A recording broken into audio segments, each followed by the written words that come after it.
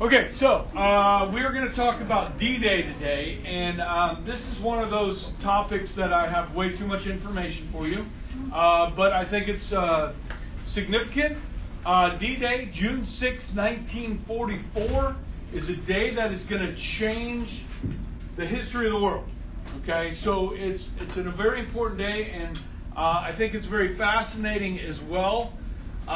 The Operation D-Day was called Operation Overlord. Okay, and so it's so large of an operation. Eisenhower is going to be in charge of this. Okay, even though he's in command of the whole theater, this is kind of going to be his project. Now remember Dunkirk, and when the British and the French were thrown to the sea, it's going to be 4 years after that. Okay, so that being said, the Germans have had 4 years to prepare for this day. Okay, and I want to show you this map here, which is pretty good in explaining. We can see this. This is the English Channel right here in black, correct? Okay. Here's France, and this is Great Britain.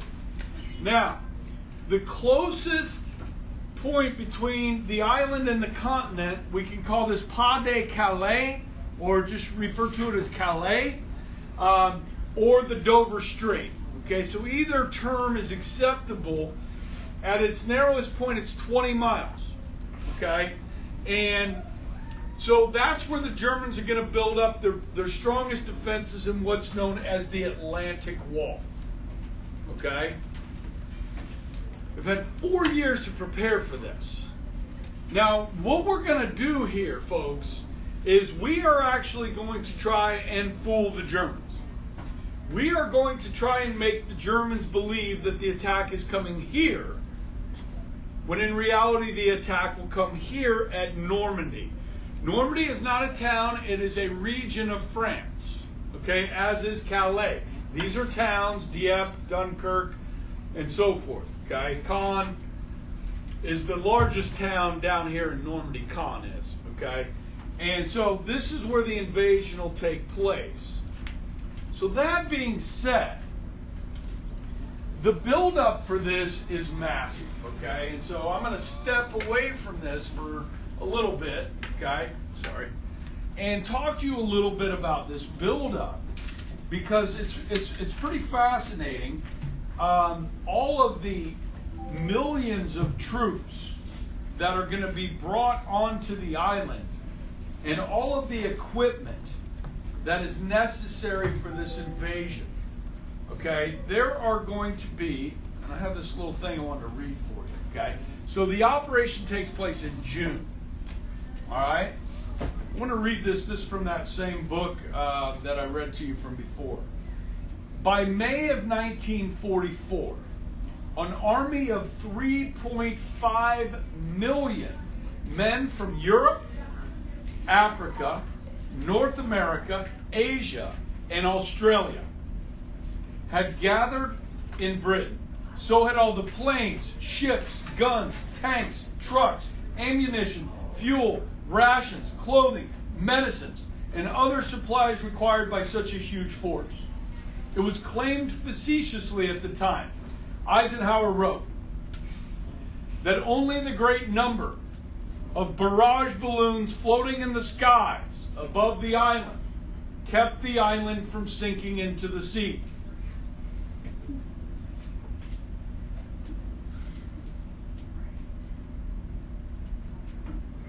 A little World War II humor there. We got it. Do I need to explain that to anybody? Dylan, did you get that? Funny. It's okay. Diego?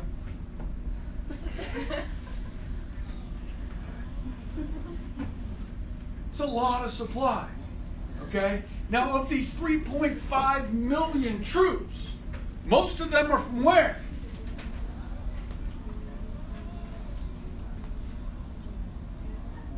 Most of them are G.I. Joes.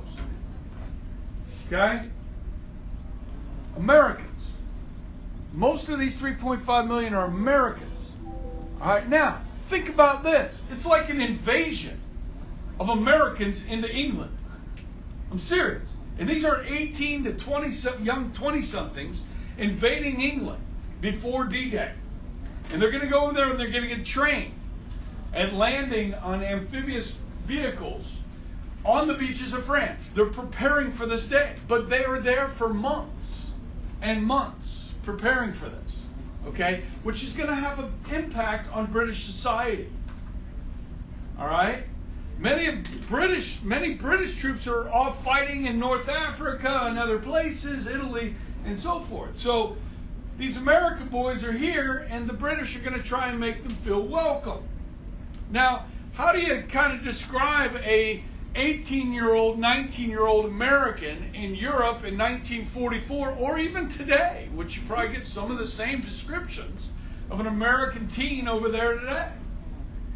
How would a British person describe an American guy like that? What do you think? How do Europeans view us? Spoiled and entitled. Huh? What? Hillbillies, cowboys. You know, the old westerns. Yeah, of course they see these westerns, cowboys, kind of cocky. What are you chewing right now? You're chewing gum. How many guys are chewing gum? Okay? Americans love to chew gum. They used to a lot more than today. I mean, we used to not allow gum in school here at Bishop Carroll. There used to be a lot more people chewing gum because you weren't allowed to than there are today. Okay? But we chew gum. I mean, Americans are known for that. We're cocky. We're brash. We think we're all that. Okay? And on top of that, guys, the British girls, they liked the American GIs. They did. They liked the American GIs. Okay? And so that's going to make the British soldiers, the British guys, they're not going to be happy about this. All right? Think about it. Americans, you know, we think we're all that. So it was one of my first years teaching, and I had a student bring me in a poem, okay, about this subject matter, and I was so interested, I ended up writing a paper on the impact of the American GI on England prior to D-Day. Okay, so it's really kind of interesting to look at this. So this poem, if you don't mind me reading it to you, I don't mind. It's called a British Girl's Lament. Now that's one of the vocab words I think you've had. A lament. What's lament? Like a sorrow, right? A British girl's sorrow. All right, now I have to warn you. There's a couple bad words. One bad word, okay, and then I got to kind of prep you here a little bit. They talk about the Huns in here. They're talking about the Germans, okay? When we think of the Huns, often we think, you know, Attila the Hun and, you know, the Mongols and all that. Okay, this we're talking about the Germans, okay? And then there's a reference to a female actress named Hedy Lamarr, who's this beautiful actress from the 1930s and 40s, okay? So there's reference to her so you know who they're talking about when they say Hedy Lamarr, okay? So remember, most of these American troops are green. These aren't the guys that fought in North Africa. Now, some of them are. Some of them fought in North, but most of them are green. They haven't fought anybody. All they've done is cross the Atlantic, okay? And here they are. You ready? Dear old England's not the same. We had dreaded the invasion. Well, it came. But no, it's not the beastly Hun. It's the goddamn Yankee Army's come. That's the bad word. You see them in the train and bus. There isn't room for lots of us. We walk to let them have our seats, then get run over by their jeeps. They moan about our lukewarm beer. Think beer's like water over here. But after drinking one or more, you'll find them stretched out on the floor. You should see them try to dance. They find a partner, start to prance. When you're half dead, they'll stop and smile and say, how about that, honey child? You see them try to jitterbug. They twist and turn and pull and tug. It's enough to make red Indians jealous. Yet they are civilized, or so they tell us. With admiration, we would stare at the ribbons that they wear and think of deeds so bold and daring that won the ribbons they are wearing. Alas, they haven't fought the Hun. No war battles have they won. Those pretty ribbons just denotes they've crossed the sea, brave men in boats. We speak to them, they just look hazy. We think they're daft. They think we're crazy. Yet they are allies, we must be nice. They love us so, but cats like mice. They laugh at us for drinking tea, yet a funnier sight you'll never see than a Yank chewing gum with a dumb-looking face. He'll raise a laugh most any place. They think that they can shoot and fight. It's true they fight, yes, when they're tight. I must admit their shooting's fine. They sure can shoot a damn good line. They tell you that you've teeth like pearls. They love your hair, the way it curls. Your eyes can dim the brightest star, your competition for Hedy Lamarr. You are their life, their love, their all, and for no other would they fall. They'll love you dear till death do part, and if you leave, you'll break their heart. And then they leave you broken-hearted. The camp has moved, your love departed. You wait for mail that doesn't come, and then you realize you're awfully done. In a different town, in a different place, to a different girl with a different face. I love you, darling, please be mine. Same old Yank, same old line. Just one girl's, story of her encounter with an American GI. Okay, and there were stories like this throughout American history, where Americans are based overseas. We have Americans based all over the world right now as we speak. Okay, and one of my best friends in high school was a guy named Bill Selby. Okay, his dad was in the Navy, and Bill went into the Navy. Bill's dad was stationed in the Philippines. And while he was stationed in the Philippines in the Navy, he met a local Filipino woman. And he brought her home and married her. So Bill's mom was Filipino. Okay, this has happened in every conflict in American history where U.S. troops are based. They're going to meet local women. Okay, and there were many people that fell in love during the war during this time period, and some of them, got married. Some American GIs moved to England after the war to be with their brides, and so forth. Okay, so it doesn't matter where it is, whether it's Vietnam, the Philippines, it's even happened in the Middle East, guys. Now our government really tries to discourage that in the Middle East, but say you're working a checkpoint in Iraq, okay, and you're in this town, and every day this woman comes by through the checkpoint, walking through, and you strike up a conversation, and something happens. It happens. Okay, it's kind of interesting dynamic that a lot of people maybe really don't ever really talk about or think about, but it's something that I have. So I thought it was kind of a cool story, or a cool poem. All right, so here we go. I keep saying this word GI. Does anybody know what that stands for? Yeah, government issue. Government issue Joe, G.I. Joe. All right? Now I can tell you a personal story about G.I. Joe. Yeah. G.I. Joe split my family.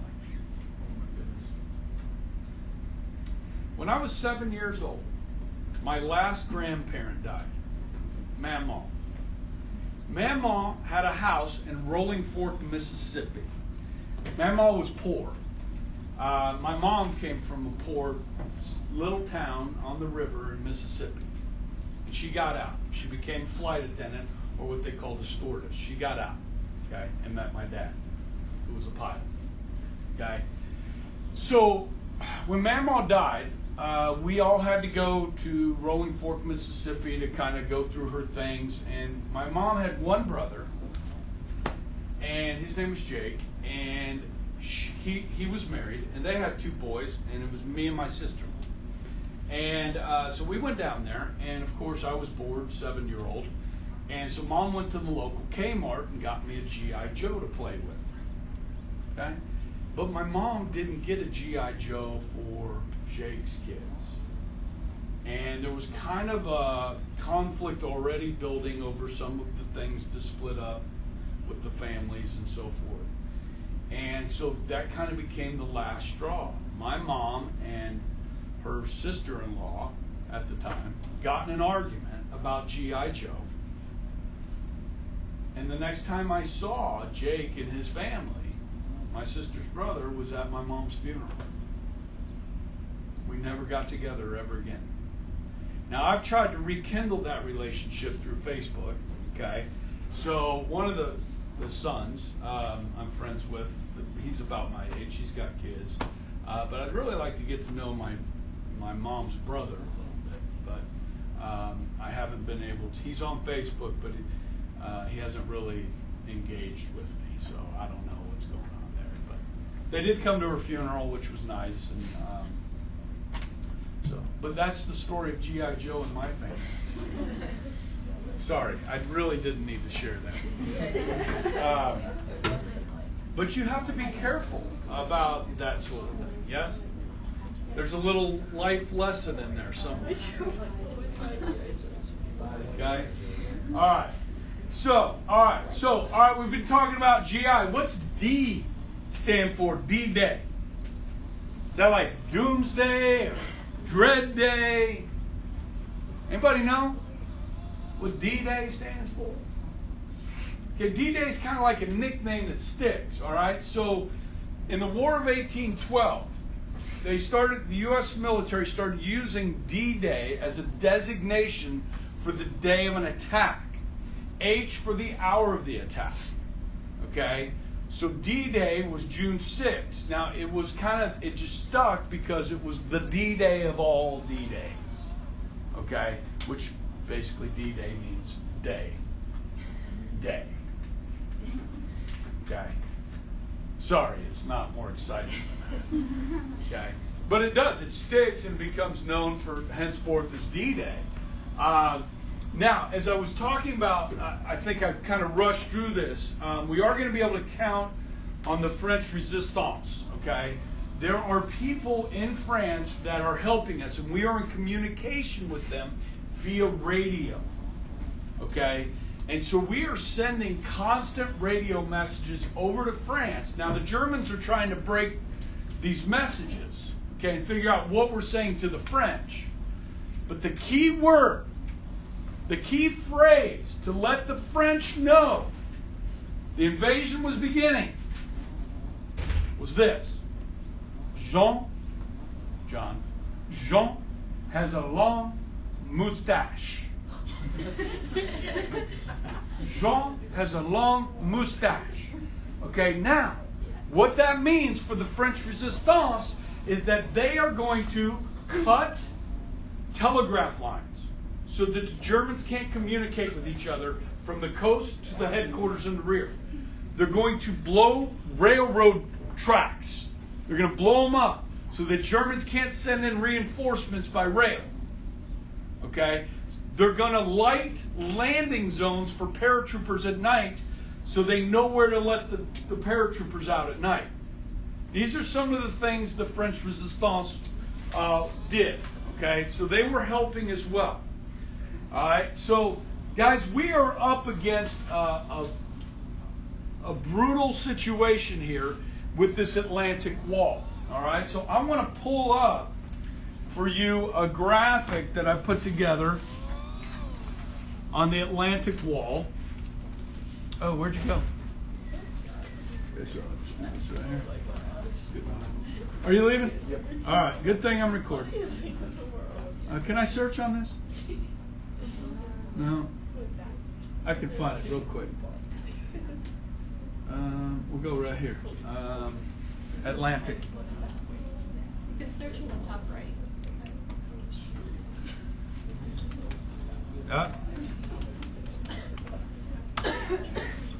There it is.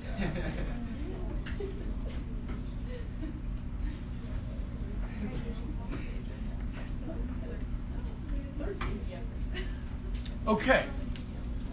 So many of you guys have ever seen the movie Saving Private Ryan? You haven't seen Saving? You've seen it? You- Oh my God. Okay. All right. Sorry. Has this been moving with me? Yeah. Okay. All right. So, hey, this is the Atlantic Wall. This is what our guys are going to be coming on the beaches facing. All right. So this is a kind of a picture from the French coast looking out into the channel. Now, if you look at this graphic here, okay, you've got high tide and low tide. We are going to have to go at low tide, and the Germans pretty much know that. When is the tide low? When the what is full? When the moon is full, okay? And that only happens once a month or a couple, close to that couple days a month, all right? So here at low tide, we're right here. So all this stuff on the beach is exposed when it's low tide. If we come in at low tide, our landing craft are going to be hitting these Belgian gates. They're 7 feet tall, so if you hit this gate, your boat can't go any further, and your guys are going to have to jump out of the boat and try to swim ashore, and 10 feet of water, and they're going to drown because they're carrying 60-pound packs on them, and other equipment's going to fall to the bottom of the channel. So you got to go in a low tide, and you've got these log ramps that are mined, okay, log posts, and then these, which you see here, these are called hedgehogs. They're these steel cross-beam things like that, which would also stop our boats short of getting, onto dry land. So we got to go at low tide. The Germans know this, okay? But what that does is when we land on that day, that means we got 300 to 400 yards more of beach to cross while the Germans are firing down on us from the cliffs. And this is going to make it a bloodbath. Okay? It's going to be a really tough day, especially at one of the beaches called Omaha Beach. There's going to be 5 beaches I'll show you here in a second. Okay? So this is what our guys are facing. This is what the Germans have done, especially at that place at Dover and Calais, which we talked about. So we're hoping at Normandy, over in this region, there's going to be lighter defenses. And there is, for sure. But it doesn't mean they don't have any defenses. This is the morning of the invasion. These ships have barrage balloons on them. Okay. This picture on the lower left here, this is that morning. Okay. And I'll have some other stuff. In fact, we're going to watch the first 30 minutes of Saving Private Ryan for those of you that haven't seen it. Okay. Because people that were there that survived D-Day and saw the movie Saving Private Ryan said it was very similar to what they went through. Okay? So you can see the landing craft here. Now these landing craft have a nickname. Did I tell you that the other day? They're called Higgins boats. Okay, if you're going to build, you want a flat bottom boat if you're going to land on the beach, right? Now, where do they build flat bottom boats? Where else in the world do you need flat bottom boats? I mean, if you go to El Dorado Lake, do you need a flat bottom boat? You might. All those freaking tree stumps out there. Right? Because if your boat has this type of a bow and it hits something, it could tip, right? Flat bottom boats just kind of, they hit things. Down in the swamps of Louisiana, they have flat bottom boats. Okay? And there was a guy that built these flat bottom boats in Louisiana. His name was Higgins. Today, the National D-Day Museum, over this conflict right here, this battle, is in New Orleans.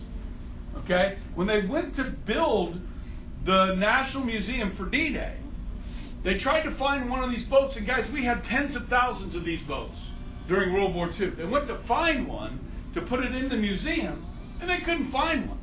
They'd all been scrapped. So they took the original blueprints, and they built one for the museum. Okay? And I was going to go to that museum.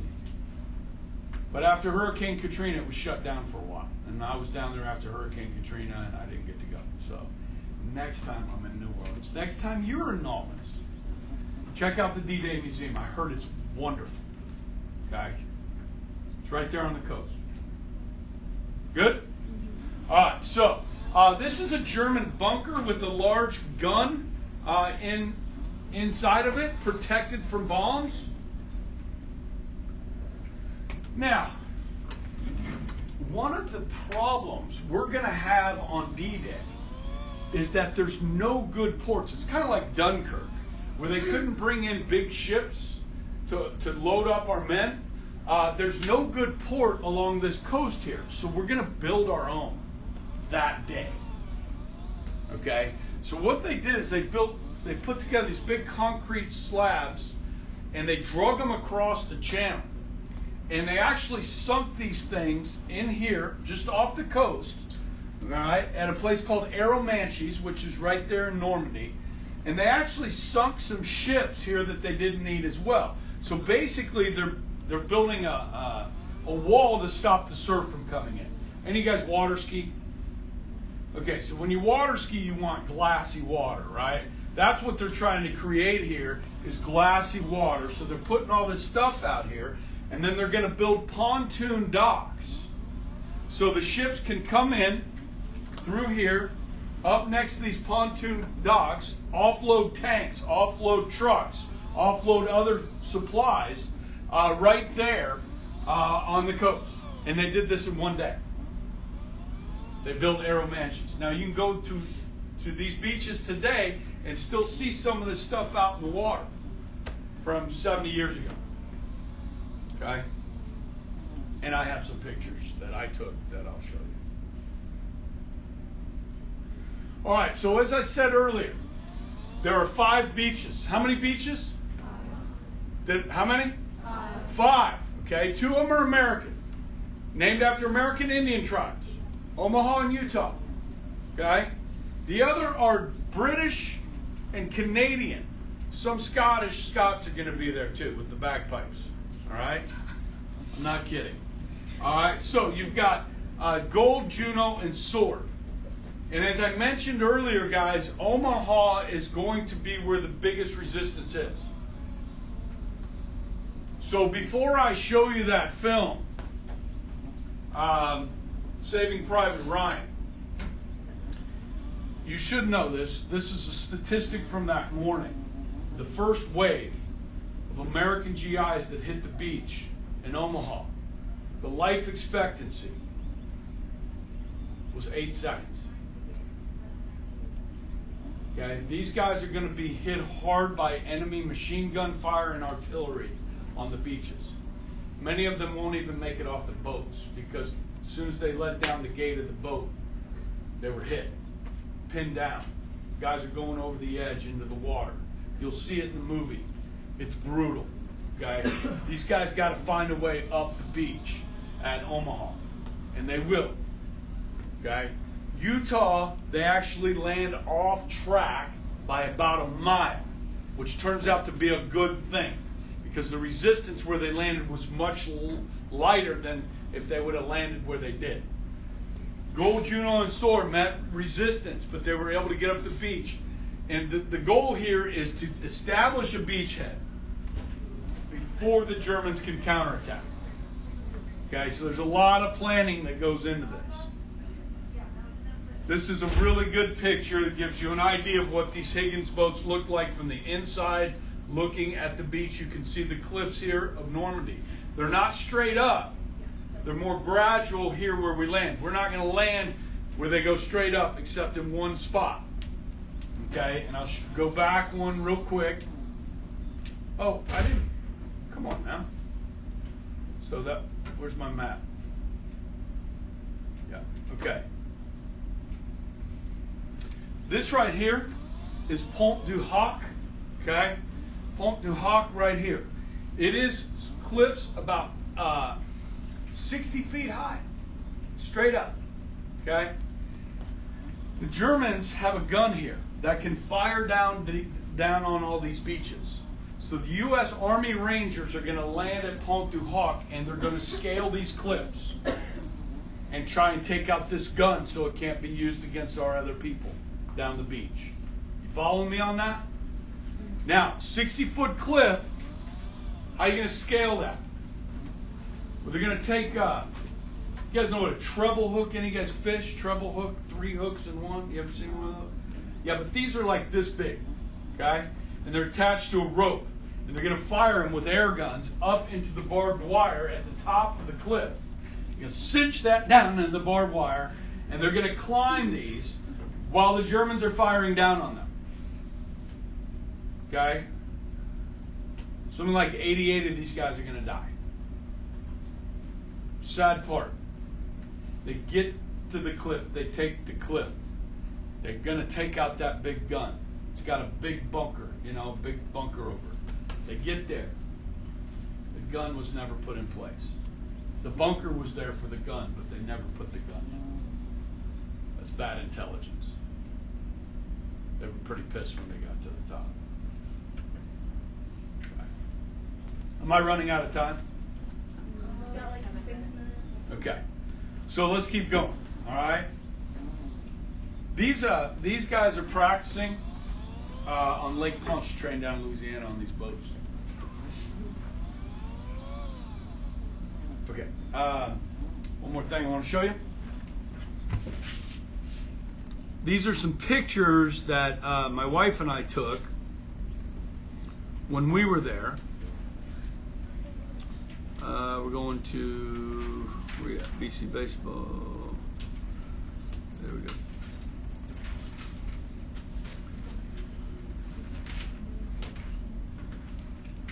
Now, I didn't take this picture. Okay. This is a picture of the American Cemetery today. If you go to Normandy, so at the beginning of the movie, Saving Private Ryan, they show this old man and his family visiting the cemetery in Normandy. This is American territory in France. American flag flies here. It's maintained by the French. This is where you see all the crosses. Okay. And that's where that movie starts. It's very well kept and maintained. Okay, this is an actual photograph that I took in 1999. This is at Pointe du Hoc, at where the cliffs were high. This is inside a German bunker. You can see the barbed wire. You can see the water out here. These are the cliffs that our guys scale. And I'll show you another picture here that'll kind of explain that. Yeah, that's me. That's in a bomb crater. All right, this is very close to Pointe du Hoc, where you can see the cliffs further down. So Normandy Beach is actually this direction where the cliffs are not as high. Okay, Utah is down around the corner. There's one of the big bunkers for the German guns. That's my wife. Okay, so here's a good picture of Pointe du Hoc, okay, where we had to scale the cliffs. There's a memorial there today kind of honoring those that served there. Ronald Reagan gave a speech there, I believe it was on the 50th anniversary of D-Day. Might have been the 40th. And he had a lot of those veterans with him. It was one of the best speeches I've ever heard. You can look up Reagan D-Day speech. It's phenomenal. Some pictures from the cemetery. This is inside a museum, okay? You got, Churchill, Roosevelt, Eisenhower, Monty, okay, Bradley. This is at Arromanches, where they built the floating dock, and you can still see some of that stuff out there in the water. And they have a really good museum at Arromanches. And then this is at the cemetery. This is kind of a monument, memorial. This is my wife and I. We took a ferry across the channel. Okay, we went from Portsmouth, which isn't on here, to Cannes here in a ferry, and it took us about 6 hours. Okay, to cross the channel there. And that's the ferry. Okay. this is Omaha Beach that I've been talking about. And on that day, June 22nd, I walked out. It was low tide. I don't know how low was it, the lowest tide it could be, or it was just lower tide. But I walked as far out. I had one pair of shoes, so I didn't want to get them wet. Walked out as far as I could and took a picture back towards the coast. Okay, this is actually where our guys landed. So you can kind of see the Germans are going to be up here. It's not steep cliffs, but they do have the higher ground. There's a seawall there that our guys are going to have to break through, that you'll see in the movie. That's looking down the beach towards Pont du Hoc. That's in the bunker memorial for the guys that climbed Pont du Hoc. And this is kind of funny. This is called Rupert. The British made these. They're dummies. They're about this tall, about 4 feet tall. Okay? And on the night of the invasion, we're going to send paratroopers back in behind the lines to capture bridges. And the British dropped these back here to distract the Germans. When this thing hits the ground, in this little package right here, there's fireworks. So when this thing hits the ground, the arm drops, and it just starts popping. Pop, pop, pop, pop, pop, pop, pop, pop. And it was to kind of confuse the Germans. I don't know if it really worked or not, because once they captured one, they're like, what is this? Okay? It's a good picture of the cemetery. We have this one blown up. Okay. All right, so tomorrow I'll be talking a little bit about Operation Fortitude and then how the landings went, and then we'll watch some of that Saving Private Ryan and get a real picture of what it looked like and what it was like for our guys there. Okay? Good? All right. Have a great day. We'll see you guys tomorrow.